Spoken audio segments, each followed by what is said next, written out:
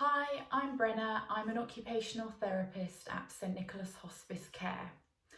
And in this video, I'm going to talk to you about fatigue. A little bit about what fatigue feels like and some tips and advice for helping you to manage your fatigue. So fatigue is a common symptom that we see in people that have got life-limiting conditions. And it's a feeling of being tired all the time and not really having much energy. And when you do have a bit of energy, you maybe do a little bit too much, and then you pay for it the next day and you just feel even more tired. It can be even feeling like you've got no energy after having had a good sleep, after having a rest.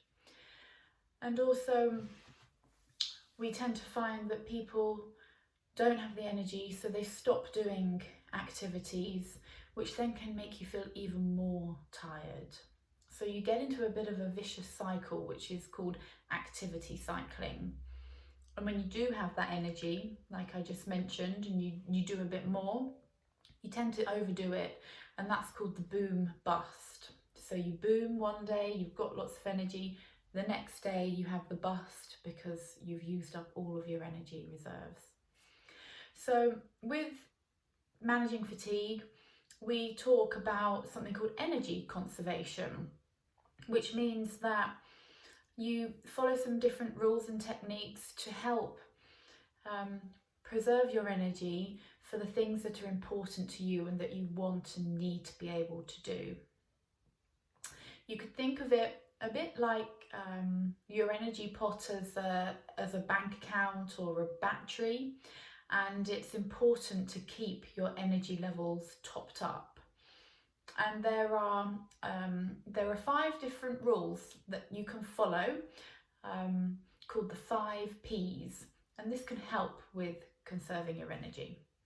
So the first P is planning, the second is prioritizing, the third is pacing, the fourth is positioning, and the fifth is permission. So I'm going to talk a little bit more about each of these P's. So the first one, planning. What we advise people to do is take time to plan ahead. Make yourself a to-do list for the day, for the week. Keep a diary or a calendar.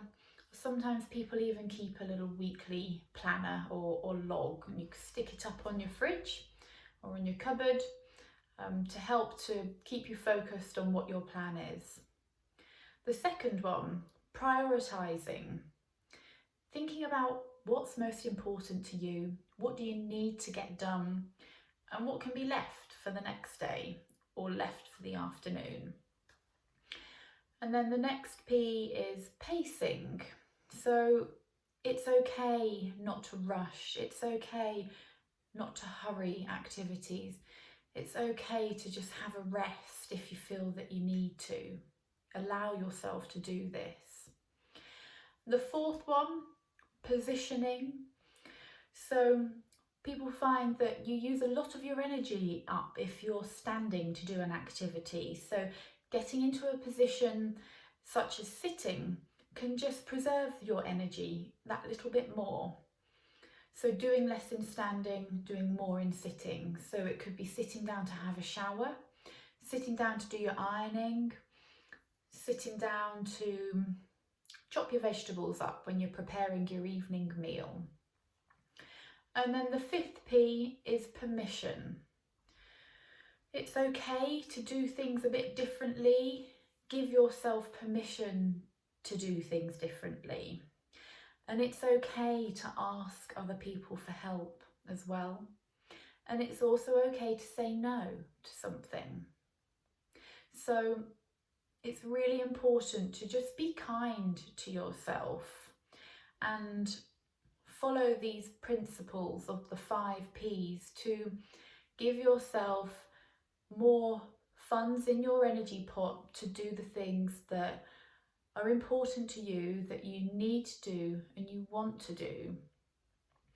Just going back to positioning a little bit, As an occupational therapist, which is what I am, we give people advice and tips about different equipment and aids that you could use in your house or outside of the house to help conserve your energy. So, for example, sitting down to have a wash, we can provide things like perching stools or a seat in the shower to enable you to do that. With getting dressed, we can provide things like a long-handled shoe horn, which means that you don't have to bend down quite as far to get your shoes on.